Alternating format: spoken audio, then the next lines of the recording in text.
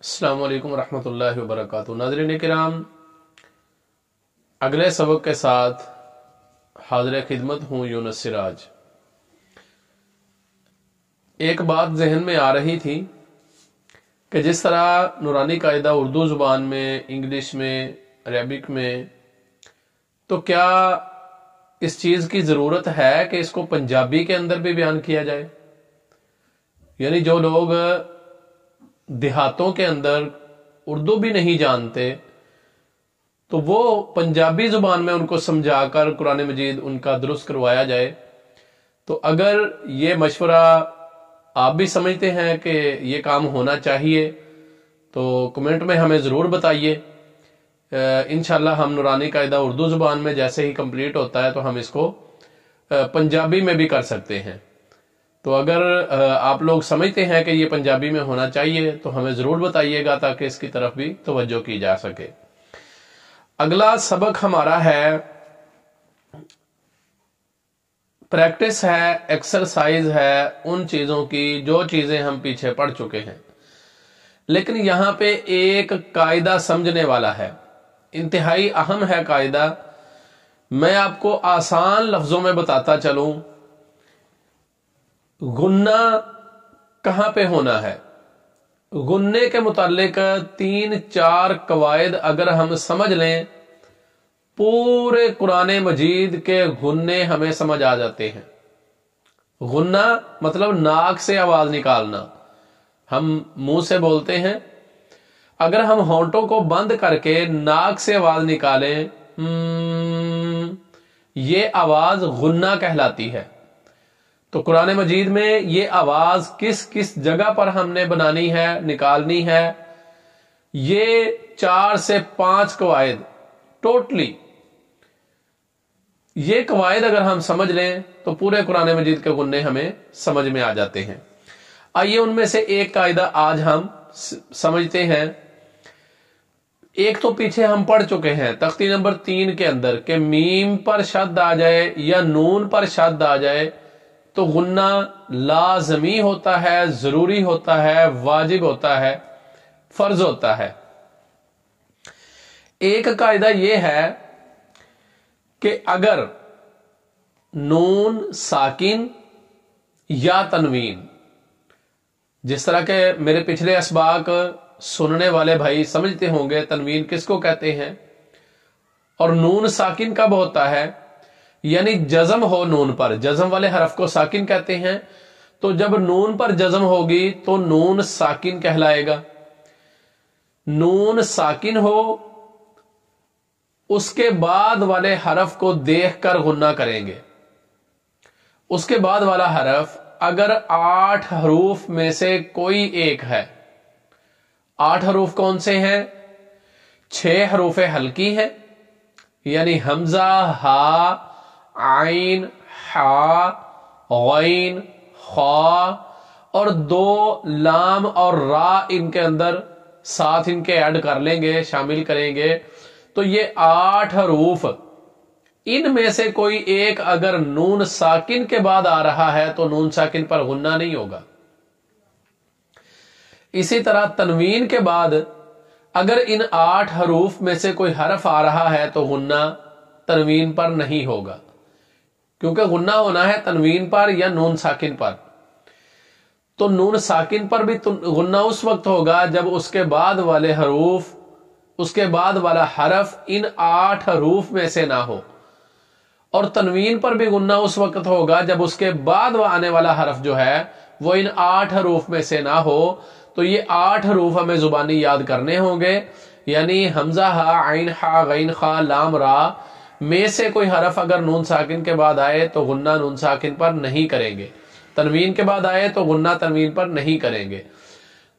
اگر ان 8 حروف کے علاوہ کوئی حرف ہو تو پھر اس کو غنے کے ساتھ پڑھیں گے، نون ساکن پر غنہ کر کے جائیں گے آگے، تنوین پر غنہ کر کے آگے جائیں گے۔ ہم اس کی پریکٹس کرتے ہیں، آپ غور کیجئے۔ ہمارا پہلا حرف ہے آ، یعنی پہلا لفظ جو ہے وہ ہے آتا۔ یہاں پہ اب دیکھیے نون ساکن ہے، نون ساکن کے بعد والا حرف تا ہے، تا ان 8 حروف میں سے نہیں ہے. وہ 8 حروف حمزہ ہا عین ہا غین خا لام را ہیں، ان میں سے تا نہیں ہے، اس لیے غنہ ہوگا. اس کو سمجھنے کے لیے ایک آسان سا طریقہ ہم سمجھتے ہیں. آپ یوں سمجھیے کہ ان دونوں چیزوں کی آپس میں مخالفت ہے، یعنی غنے کی اور ان 8 حروف کی.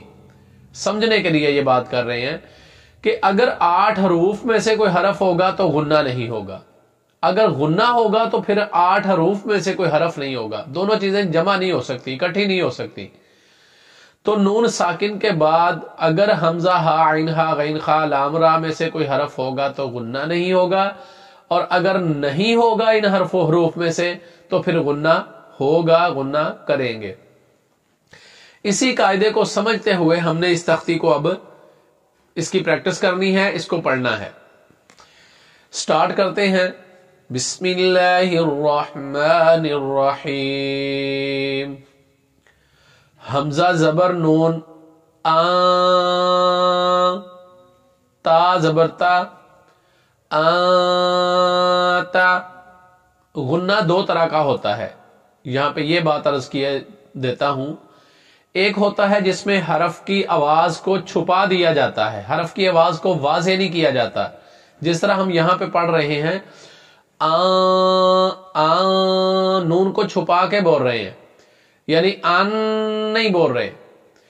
تو یہ ایک چھپا کر غنہ کرتے ہیں حرف کو، دوسرا حرف کو واضح کر کے کرتے ہیں. تو یہ 2 مختلف غنے ہیں. اس کی تفصیل میں جائے بغیر ہم آگے چلتے ہیں. آپ کو خود ہی پڑھ کے آئیڈیا ہو جائے گا کہ کہاں پہ غنہ حرف کو چھپا کر کرنا ہے اور کہاں پہ واضح کرنا ہے. بہرحال اتنا سا عرض کیے دیتا ہوں کہ مشدد نون جب آئے، میم جب آئے تو وہاں پہ چھپاتے نہیں ہیں، وہاں پہ واضح کر کے غنہ کرتے ہیں. آتا، حمزہ زیر ہا اہ، دال زیر دی اہ دی، با زبر عین با، دال پیش دو بعدو، با زبر طا بط، شین زبر شا بطشا، سین زبر عین سا، یا زبر یا سعیا، کاف پیش نون کون، تا پیش تو کون تو، لام زبر سین لس، تا زبر تا لستا، حمزہ زبر میم ام، را 2 زیر رین امرین، با زبر را بر، دال 2 زبر دن، دال 2 زبر دن بھی اور دال 2 زبر الف دن، دونوں طرح پڑھا جا سکتا ہے. یہ بردن، جیم زبر میم جم، عین 2 زبر عن، جم عن. اب جم عن، عین کے بعد ہا ہے حبل والا، تو ہا ان 8 حروف میں سے ہے، اس لیے اس تنوین پر غنہ ہم نے نہیں کیا. جم عن، ہا زبر با حب، لام 2 پیش لون حبلون، خا پیش سین خس، را 2 زیر رین خسرین، خا زبر لام خل، قاف 2 زبر قان خلقان، سین زبر با سب، حا 2 زبر حن سبحن، سین زبر با سب، قاف 2 زبر الف قان سبقان، شین زبر حمزہ شا، نون 2 پیش نون شأنون، صاد پیش با صب، حا 2 زبر حن صبحن، ضاد زبر با ضب، یہ با حروف قلقلہ میں سے ہے، پیچھے ہم پڑھ چکے ہیں، لہذا اس کی آواز کو مخرج میں ہلا کر پڑھیں گے. ضاد زبر با ضب، حا 2 زبر حن ضبحن، عین آگے عین ہے تو ضبحن کا غنہ نہیں کریں گے. ضبحن، اصل میں یہاں پہ الفاظ مختلف آتے ہیں، یعنی قرآن مجید کے اعتبار سے بعض لفظ کہاں سے، کوئی لفظ کدھر سے لیا گیا ہے، کوئی کدھر سے، تو اس وجہ سے اگر ہم الفاظ کا آپس میں تعلق نہ بنائیں تو پھر غنہ ہم کر سکتے ہیں، اور اگر ہم اگلے حرف کا تعلق بناتے ہیں ساتھ تو پھر اس کے اعتبار کرتے ہوئے غنے کو اسی حساب سے کرنا ہوگا کہ اگر غنہ ہو رہا ہے تو کریں گے، نہیں ہو رہا تو نہیں کریں گے۔ میں سمجھانے کے لیے اگلے لفظ کا تعلق جوڑ رہا ہوں پچھلے حرف کے ساتھ، تو یہاں پہ آگے عین ہے اس لیے غنہ نہیں ہوگا۔ وضحن، عین زبر با، عب، دال دو زبر دان، دال دو زبر دان، عبدان، غنے کے بغیر پڑھیں گے، یہاں پہ غنہ کرنا غلط ہوگا، عبدان غلط ہے۔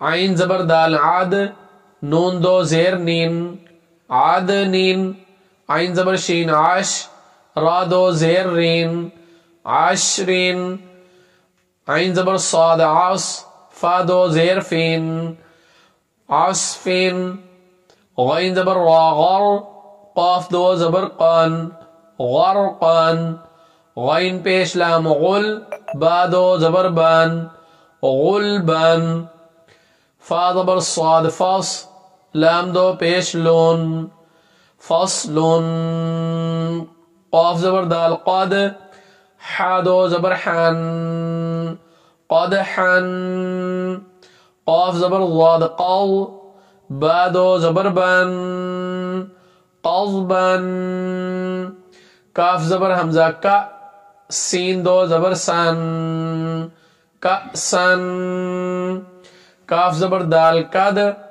حا دو زبر الف، حان، الف پڑھا بھی جا سکتا ہے اور چھوڑا بھی جا سکتا ہے، آواز ایک ہی بنتی ہے۔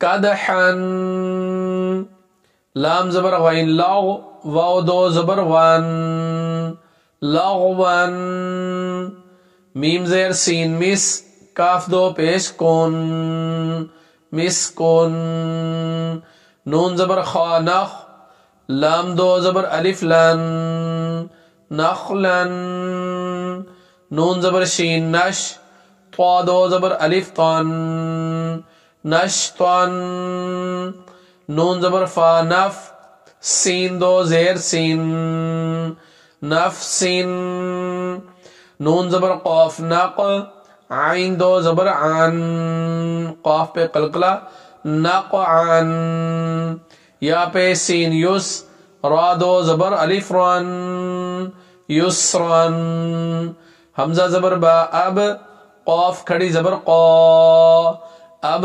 قا، تا زبر را، تر، ضاد کھڑی زبر ضا، ترضا، تا زبر نون، تا، سین کھڑی زبر سا، تنسا، یا زبر خا، یخ، شین کھڑی زبر شا، یخشا، یا زبر سین، یس، عین کھڑی زبر عا، یسعا، یا زبر تا، یت، لام پیش واو، لو، یتلو، یا زبر دال، ید، عین پیش واو، عو، یدعو، تا زبر جیم، تج، را زیر یاری، تجری۔ تقریباً ایک پیج ہماری پریکٹس کا مکمل ہو چکا ہے، تو اس کے ساتھ ہی آج کا سبق ہم مکمل کرتے ہیں تاکہ یہ ویڈیو زیادہ لمبی نہ ہو۔ سٹارٹ میں نے آپ سے ایک سوال کیا ہے، اس کا جواب ضرور دیجئے گا۔ اسی کے ساتھ اجازت چاہوں گا۔ السلام علیکم ورحمۃ اللہ وبرکاتہ۔